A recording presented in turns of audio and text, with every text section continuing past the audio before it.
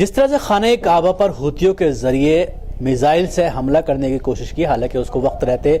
Saudi अरब के जो forces हैं उन्होंने उसको नाकाम बना दिया, लेकिन ये कि बहुत बड़ी साजिश आलम इस्लाम के लिए है और इसको लेकर हिंदुस्तान के मुसलमान और आलम इस्लाम किस तरह से सोचती है, इस पर बात करने के लिए हमारे साथ मौजूद हैं मौलाना मोहम्मद रहमानी सनावली साहब, जो कि अबुल कलाम आज़ाद अवेकनिंग सेंटर के प्रेसिडेंट हैं। हम उनसे बात करेंगे।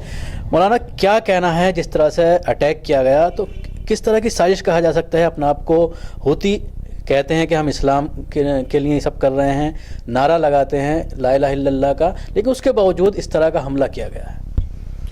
देखिए, ये कोई एक नई खबर नहीं है, ये एक पुरानी दास्तान है और मैं इसमें इस सिलसिले में यही कहूँगा कि कुरान शरीफ की सूरह फील जो है उसको हमको पढ़ना चाहिए और उसको सामने रख कर हौसियों को भी इबरत हासिल करनी चाहिए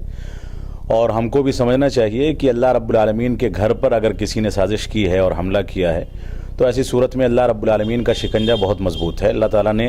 अबरहा ने जब यमन से, हौथी जो आजकल यमन ही से हमला कर रहे हैं,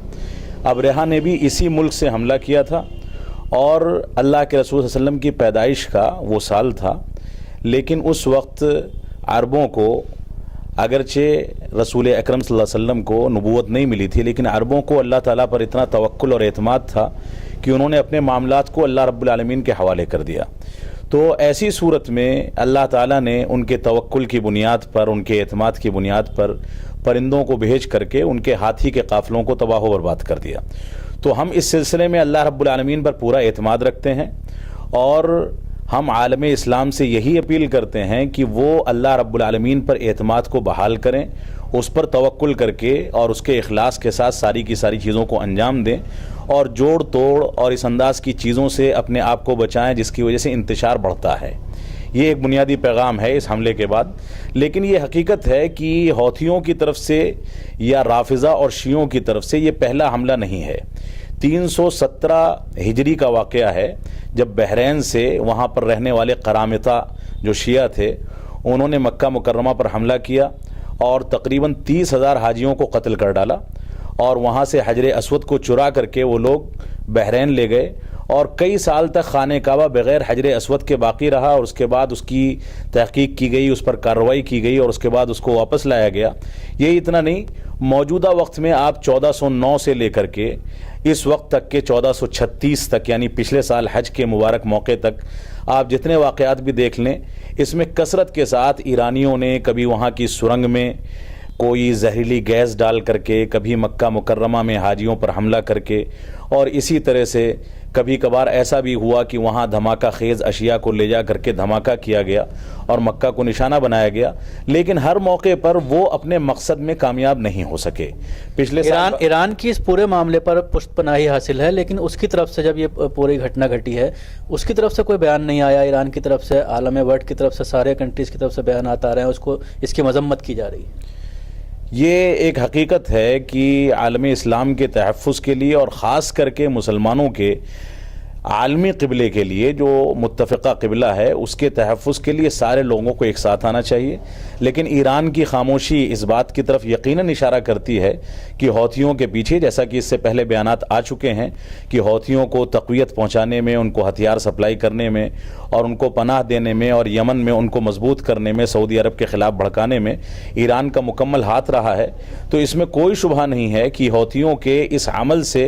अगरचे ये कहा जा सके, हो सकता है कोई ये दावा करे कि ईरान ने इसका इशारा या इसके ऊपर वराया नहीं है, लेकिन इतना तो यकीनी है कि ईरान इनके साथ है और इस बात पर खामोशी इख्तियार करके वो इनकी हिमायत का इजहार करना चाहता है। हौथियों की तरफ से एक बयान आया है कि हमने खाने काबा को टारगेट नहीं किया था, जद्दा एयरपोर्ट टारगेट था मिसाइल का, तो उस पर क्या? इस तरह के बयानात आ रहे हैं, लेकिन बहरहाल अगर जद्दा एयरपोर्ट भी टारगेट किया गया है तो मैं समझता हूं कि मक्का मुकर्रमा के हुदूद से मुत्तसिल वो शहर है और उसका तक़द्दुस भी मक्का मुकर्रमा की वजह से बरकरार रहना चाहिए। और अगर जद्दा को भी उन्होंने टारगेट किया है तो ऐसी सूरत में ये बैनुल अक़वामी निज़ाम की मुखालफत है। सऊदी अरब जो एक अमन व सलामती का गहवारा मुल्क है और हमने हमेशा उसने अमन व सलामती को सामने रखा है, और ये एक अलग मसला है कि 3-4 साल पहले हौथियों पर उसने हमला किया और हमला करने के जो असबाब थे, जैसा कि वहाँ के मीडिया ने भी इस बात को वाज़ेह किया है کہ ایران نے حوثیوں کی مدد سے سعودی عرب میں دخل اندازی دینے کی بہت ساری کوششیں کی تھیں اور سعودی عرب اور یمن کے حدود پر کئی سعودی فوجیوں کو قتل کیا گیا تھا، جس کے نتیجے میں سعودی عرب کے فرمانرواؤں نے آپس میں مشورہ کرنے کے بعد یہ قدم اٹھایا تھا، اور اپنے ملک کی سالمیت کے لیے اس انداز کے اقدامات کرنا ہر آدمی کے لیے جواز رکھتا ہے، اور میں سمجھتا ہوں کہ اس میں کوئی حرج کی بات نہیں ہے۔ ان کو پورا دفاع کرنے کا اختیار موجود ہے، بلکہ ان کو مزید حساس ہونا چاہیے، کیونکہ وہ حرمین شریفین کے نگہبان ہیں اور مکہ مکرمہ اور مدینہ منورہ کی نگرانی۔ اس پورے معاملے کو کیا یو این میں بھی لے کر جانا چاہیے سعودی عرب کو؟ میں سمجھتا ہوں کہ یو این میں بھی لے کر جانا چاہیے، لیکن بہرحال اس میں ان نزاکتوں کو دیکھ لیا جائے کہ کہیں ایسا تو نہیں کہ بین الاقوامی سیاست کے پیش نظر ایران اور حوثی کہیں یو این کے بعض افراد سے ملے ہوئے ہیں، کیونکہ یہ ایک مسلمہ حقیقت ہے کہ عالم اسلام اور بالخصوص سعودی عرب کے خلاف جس انداز سے پوری دنیا سازش میں ملوث ہے، اس صورتحال میں یو این میں لے جانے کا کوئی فائدہ اگر ہے اور سعودی عرب کو امید ہے کہ قانونی طور سے اس کو تقویت ملے گی تو اس کو جانا چاہیے، لیکن اس نزاکت کو سامنے رکھنا ضروری ہے کہ کہیں ایسا نہ ہو کہ یو این میں جانے کے بعد ان کے موقف کو مزید کمزوری ہو جائے اور وہ لوگ جنہوں نے سوچ سمجھ کر کے اقدامات کیے ہیں وہ اپنی تقویت حاصل کرنے میں کامیاب ہو جائیں۔ ہندوستان میں کس طرح کے اس پورے معاملے کو لے کر کس طرح کی بے چینی ہے مسلمانوں کا، کیا اس میں وہ ہے؟ یقیناً سنی مسلمانوں میں یقیناً بے چینی ہے،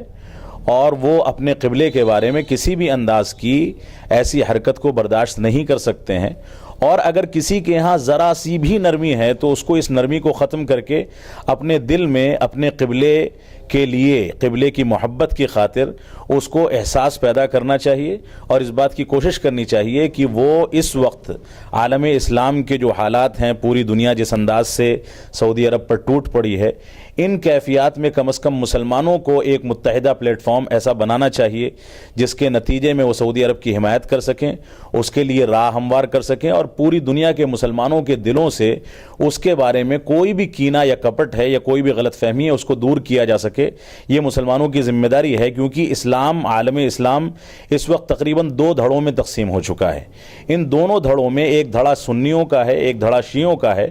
یہ بہت اچھا ہوتا کہ سارے کے سارے لوگ مل کے عالم دوسری دنیا کا مقابلہ کرتے، لیکن لگتا ایسا ہے کہ عالم اسلام کو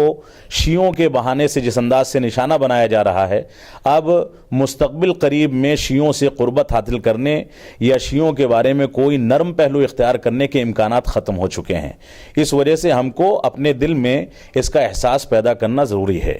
شکریہ۔ یہ تھے مولانا محمد رحمانی سنابلی صاحب، جو بتا رہے تھے تفصیل سے کہ اس پورے حملے کے بعد ہندوستان کے مسلمانوں میں بھی بے چینی ہے، اور ہمیں اپنا ایک لاہ عمل تیار کرنا ہوگا، ایک پلاننگ کرنی ہوگی کہ کس طرح سے اس طرح کے اگر حادثات ہو رہے ہیں، اس طرح سے حملہ کیا جا رہا ہے مقدس مقامات پر، تو اس سے کس طرح سے نپٹا جائے اور کس طرح سے اپنی زوردار بات پہنچائی جائے یونائٹڈ نیشن تک۔ دلی سے کیمرہ پرسن راجیش کے ساتھ نیوز میکس کے لیے شکیل احمد۔